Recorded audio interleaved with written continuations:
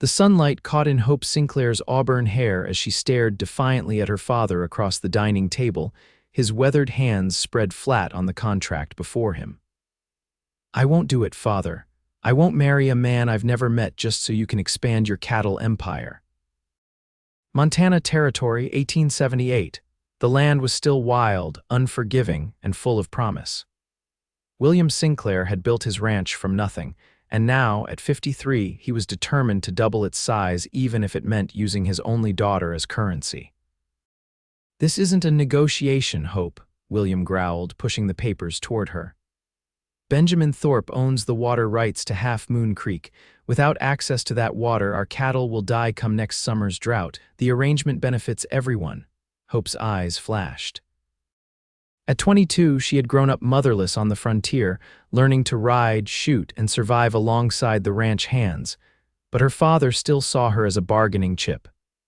"Everyone except me," she replied, her voice steady despite the trembling in her hands. "Mr. Thorp is 60 years old with 3 grown sons. I've heard stories about how he treats his workers." William stood, towering over her. "It's decided. The engagement will be announced at the spring festival next week. You have until then to make peace with it." Hope stormed from the house, tears threatening to spill. She saddled her Palomino mare and rode hard toward the western boundary of the ranch, where the mountains rose like jagged teeth against the sky. The only place she could think clearly was by the small waterfall that fed into the stream cutting through Sinclair land. As she approached, she noticed smoke rising from a small campfire. A stranger was tending to a chestnut stallion with a white blaze. His broad shoulders tensed at the sound of her approach. "This is private property," Hope called out, her hand instinctively moving to the small revolver tucked into her riding skirt. The man turned, and Hope found herself staring into eyes the color of a summer storm. He was younger than she expected, perhaps 26, with dark hair and several days' worth of stubble lining his jaw. "My apologies, madam," he replied, tipping his hat. "Name's Preston Phillips. I was just resting before continuing to Copper Creek." Hope studied him carefully. His clothes were trail-worn but of good quality. A cattle brand she didn't recognize was burned into his saddle. "You're a long way from the main road, Mr. Phillips," he smiled, the gesture softening his weathered face. "I prefer the scenic route, less chance of running into trouble." He gestured to her mare. "Beautiful horse, you handle her well." Despite herself, Hope felt her guard lowering. "Thank you, she was a gift for my 16th birthday. You must be Hope Sinclair," Preston said, surprising her. "Your father's reputation extends far beyond these mountains." "How do you know my father?" Preston poured a cup of coffee from the pot at the edge of his fire and offered it to her. "I don't, not personally, but I'm heading to your ranch. I have a business proposition for him." Hope accepted the coffee, warming her hands around the tin cup. "What kind of business?" "Cattle. I represent the Phillips family from Texas. We're looking to expand our breeding stock with some of your father's prize Herefords." Hope laughed bitterly. "Good luck with that. My father doesn't sell his best stock to anyone." Preston raised an eyebrow. "Something tells me you're having a difficult day, Miss Sinclair." The kindness in his voice nearly undid her. Before she could stop herself, Hope blurted, "My father is selling me off like one of his prized heifers in exchange for water rights." Preston's expression darkened. "I beg your pardon." "He's arranged my marriage to Benjamin Thorp. The man owns the next property over and controls the creek that feeds our grazing land." Hope stared into the fire, embarrassed by her outburst. "And you don't have a say in the matter?" Hope met his gaze. "Women rarely do in such arrangements." Preston was silent for a long moment. "That doesn't seem right." "It's not about right, Mr. Phillips. It's about survival, at least according to my father." Hope handed back the empty cup and mounted her horse. "I should return before he sends the hands looking for me. May I ride with you?" Preston asked. "I was heading to your ranch anyway." Hope nodded, and they set off together through the pine-covered hills. As they rode, Hope learned that Preston had taken over his family's cattle business after his father's death 3 years prior. He'd expanded their operations and was now looking for stronger bloodlines to improve their herds. "Texas must be very different from Montana," Hope remarked as they crossed a meadow filled with wildflowers. It is hotter, for one thing, Preston laughed, but the sky isn't as big as it is here. There's something about Montana that feels limitless. By the time they reached the ranch, Hope found herself drawn to the quiet confidence in Preston's voice and the respectful way he listened when she spoke. It had been a long time since anyone had truly listened to her. William Sinclair was on the porch when they arrived, his eyes narrowing at the sight of his daughter with a stranger. "Father, this is Mr. Preston Phillips from Texas. He's interested in our Herefords." William's posture relaxed slightly at the mention of business, but his greeting remained cool. "Mr. Phillips, you've traveled a long way. Your reputation for quality breeding stock is worth the journey, sir," Preston replied smoothly, dismounting and extending his hand. William hesitated before shaking it. "We don't have any stock for sale at present. Perhaps you'd at least show me around. I'd be willing to pay top dollar for the right animals." William's interest was piqued by the mention of money. "You can stay for dinner. We'll discuss it." That evening, Hope watched as Preston charmed her father with tales of the Texas cattle industry and knowledge of breeding techniques. William Sinclair respected few things more than a man who knew his business. "Where are you staying, Phillips?" William asked as they finished the apple pie the housekeeper had prepared. "I plan to camp near town." "Nonsense. We have a spare room. You can stay here while we negotiate." Hope caught Preston's eye across the table, surprised by her father's hospitality. There was something unreadable in his gaze that made her heart quicken. Over the next few days, Hope found herself seeking out Preston's company. He accompanied her on morning rides, listened to her dreams of one day running the ranch herself, and shared stories of his travels across the frontier.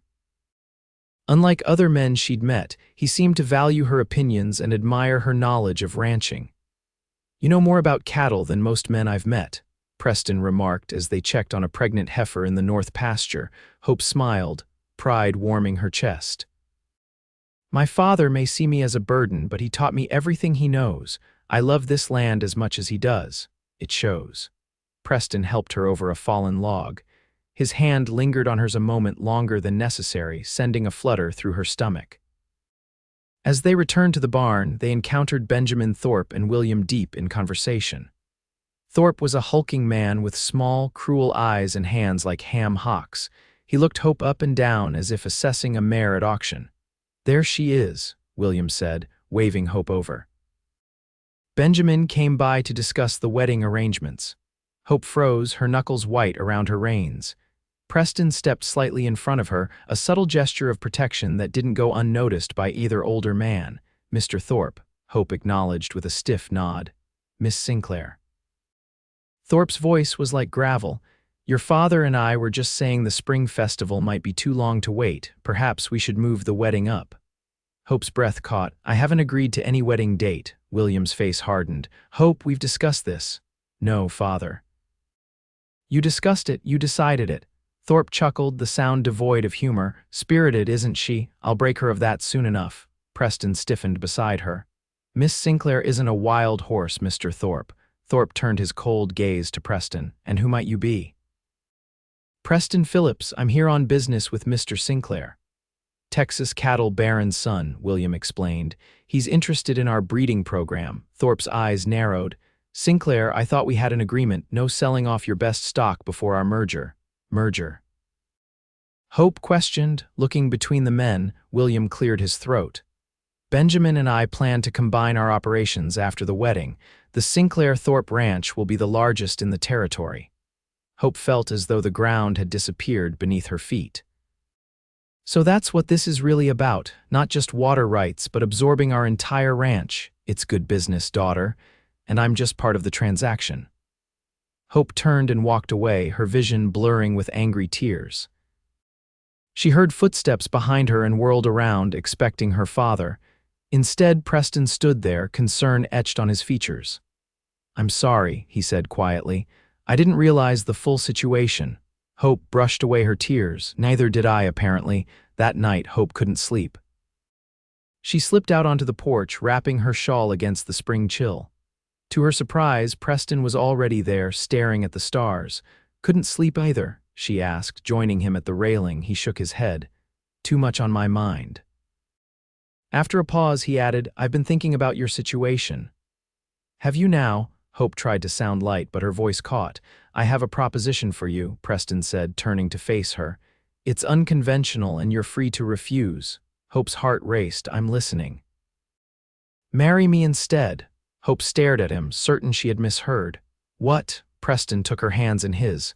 I know we've only just met, but I've learned more about you in these few days than I've known about anyone. You're intelligent, capable, and deserve better than being bartered away like property. Why would you offer this? Hope whispered, searching his face for deceit but finding only earnestness. Initially, I came here for business, but now, he hesitated, I care about what happens to you. And I can offer your father a business arrangement that would satisfy his need for water access without sacrificing your freedom. Hope pulled her hands away. So I'd still be part of a business transaction, just with you instead of Thorp. Preston shook his head firmly. No. I'll negotiate with your father separately for the cattle. You wouldn't be part of that deal. This is about giving you a choice. Hope turned away, her mind racing. I barely know you, true, Preston acknowledged. But you know enough to decide if you'd prefer taking a chance with me over a certain future with Thorp. The next morning, Hope found Preston and her father in heated discussion in the study. She paused outside the door, listening. So you're offering to buy breeding rights to my bulls without purchasing the animals outright, William was saying.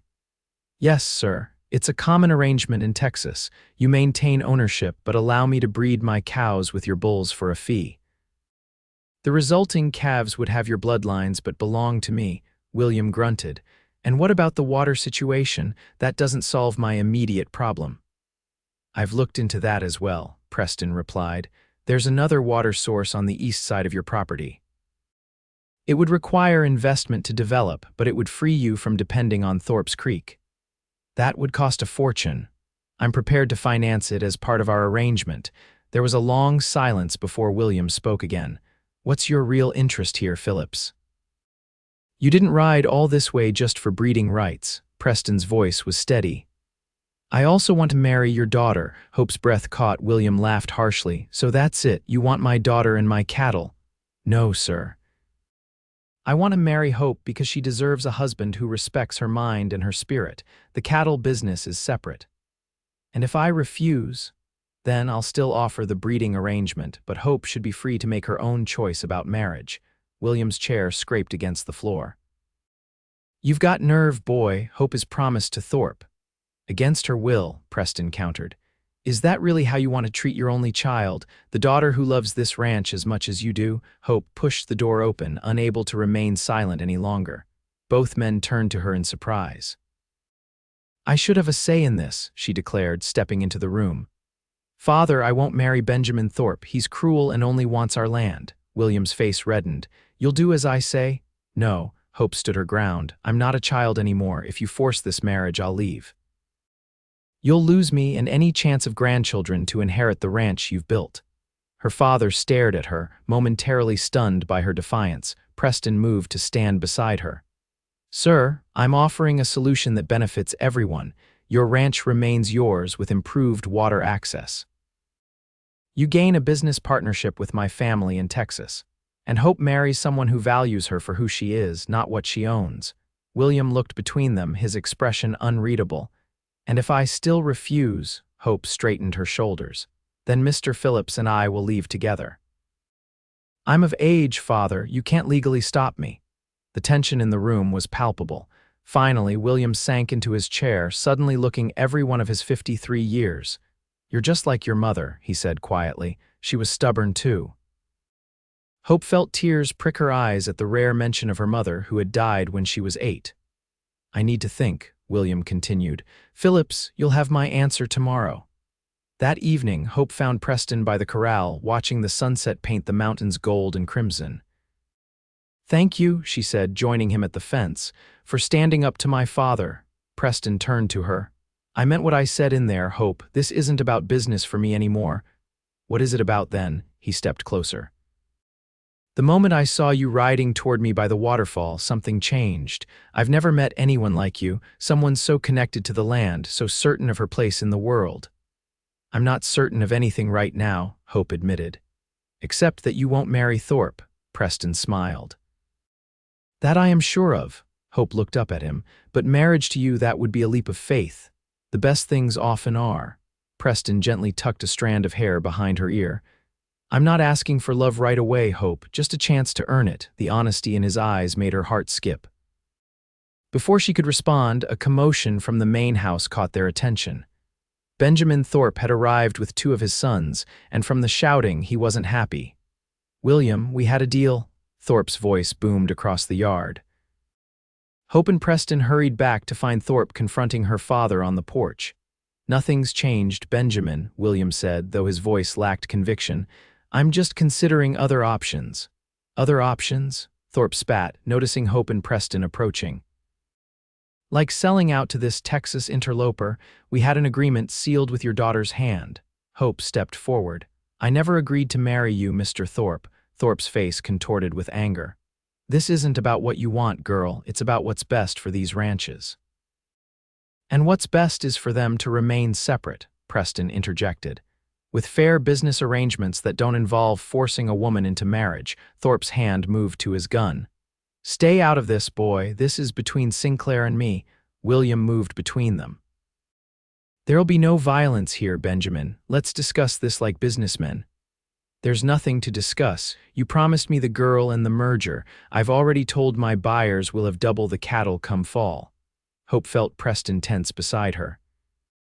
Mr. Thorp, he said calmly, I understand you're disappointed, but threatening violence won't change Miss Sinclair's mind.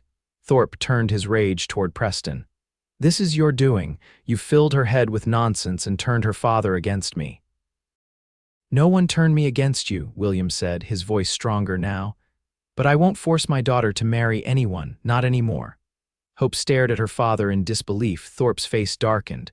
You'll regret this, Sinclair. When your cattle are dying of thirst this summer, remember this moment. My cattle will be fine, William replied. We're developing the eastern spring. With my money, Thorp sneered, looking at Preston. He's buying your daughter just like I was. Only difference is his price. Preston stepped forward, his voice dangerously quiet. I'm not buying anyone, Thorp. I offered Mr. Sinclair a business partnership that stands whether Hope marries me or not. I want her for love alone, not for land or cattle or water rights. A tense silence fell over the group. Hope felt something warm unfurl in her chest at Preston's words. Love, Thorp spat on the ground. You barely know her.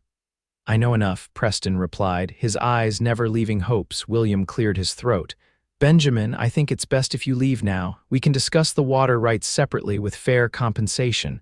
Keep your money, Thorp growled, but this isn't over. He motioned to his sons and they mounted their horses, disappearing into the gathering dusk. When they were gone, William turned to Hope and Preston. Well, I suppose that settles it. Settles what? Hope asked cautiously. Your future. William sighed heavily. Phillips, if you're still interested in marrying my daughter, you have my blessing. But the ranch stays in the Sinclair name and Hope remains part owner, Hope gasped. Father, William's weathered face softened. Your mother would have my hide if she knew I tried to marry you off for a business deal. She always said you were meant for more than being some man's property. He looked at Preston. You'll treat her as an equal. I wouldn't have it any other way, sir, Preston replied, unable to hide his smile. Later that night, Hope and Preston walked along the creek, the moonlight silvering the landscape. Did you mean what you said? Hope asked. About wanting me for love alone, Preston stopped, taking both her hands in his. I did. I know it's fast and maybe crazy, but I think I started falling for you the moment you rode up to my campfire, ready to shoot me for trespassing. Hope laughed, the sound light and free. I wouldn't have shot you, probably. That's reassuring. Preston's smile faded into seriousness. Hope, I don't expect you to love me yet, but I'm hoping you might, given time. Hope studied his face, the kindness in his eyes, the strength in his jaw, the honesty written across his features. I think, she said slowly, that it might not take as much time as you think. Preston's eyes lit up. Is that so, Miss Sinclair? It is, Mr. Phillips. She stepped closer. You stood up for me. You saw me as a person, not a possession. That's more than most men have ever done. Preston's hand gently cupped her cheek. May I kiss you, Hope? Just once before you decide for certain about this marriage business." In answer, Hope raised herself on tiptoes and pressed her lips to his. The kiss was gentle at first, then deepened with a promise of passion and partnership that made her heart soar. When they finally broke apart, Preston rested his forehead against hers. "I think we might make a good team, you and I think you might be right." The spring festival arrived 2 weeks later. Instead of announcing Hope's engagement to Benjamin Thorp, William Sinclair proudly introduced Preston Phillips as his future son-in-law and business partner. Thorp was noticeably absent, though rumors swirled that he was planning to sell his ranch and move back east. Without the Sinclair merger, his operation wasn't profitable enough to compete with the larger outfits moving into the territory. Hope and Preston were married that summer beneath the old oak tree behind the ranch house. She wore her mother's dress, altered by the town's seamstress, and carried wildflowers from the meadow where they had ridden together that first day. As they exchanged vows, Preston looked into Hope's eyes and made one more promise. "I will love you freely and fiercely for all my days. Never as a possession, but as my heart's equal." William wiped away a tear, though he would later deny it to anyone who asked. After the ceremony, as guests celebrated with food and dancing, Preston led Hope away to a quiet corner of the garden. "I have something for you," he said, pulling a folded document from his jacket. Hope opened it to find the deed to the Phillips Ranch in Texas, modified to include her name alongside Preston's. "What is this?" she asked, her fingers tracing their names. "A wedding gift." "My ranch is now our ranch, just as your father has made the Sinclair property ours as well." Preston took her hands. "We'll divide our time between Montana and Texas, building something together that's greater than either of us could alone." Hope felt tears spring to her eyes. "You really meant it." "Equal partners in everything," Preston confirmed. "Business, ranch work, and especially love." That night, as they danced under the stars, surrounded by friends and family, Hope realized that what had begun as her father's calculated business arrangement had transformed into something precious and rare. A marriage founded on respect, admiration, and growing love. 5 years later, Hope stood on the porch of the Sinclair Ranch, watching Preston teach their 3-year-old daughter to ride her first pony. William sat beside her, older now but still sharp-eyed as he bounced their infant son on his knee. "You were right," William said, breaking the comfortable silence. "About Phillips, about all of it." Hope smiled at her father. "We both were in the end." The ranch had flourished under their joint management. The eastern spring now fed a complex irrigation system that had helped them survive 2 drought summers. Their combined herd's Sinclair bloodlines crossbred with Phillips stock were sought after throughout the territories. Preston looked up, catching Hope's eye. The love that passed between them was as tangible as the mountain air. "I never thought I'd say this," William continued, "but I'm glad you defied me. You found a partner worthy of you in this land." "We both did, father." Hope squeezed his hand. "Preston didn't just marry me. He became part of our family." As if hearing his name, Preston lifted their daughter from the pony and carried her toward the house, her delighted giggles floating on the breeze. "Mama, did you see me ride?" the little girl called out. "I did, Elizabeth. You're a natural, just like your father." Preston climbed the steps and kissed Hope tenderly. "Like her mother, you mean, stubborn, fearless, and determined to forge her own path," William chuckled. "God help us all when she's grown." Hope leaned into her husband's embrace, thinking of that fateful spring day when her life had changed course. Her father had wanted to marry her off for land. The cowboy had said he'd take her for love alone. And in that love, she had found not just freedom, but a partnership that had made both their dreams bigger and more beautiful than either could have imagined alone.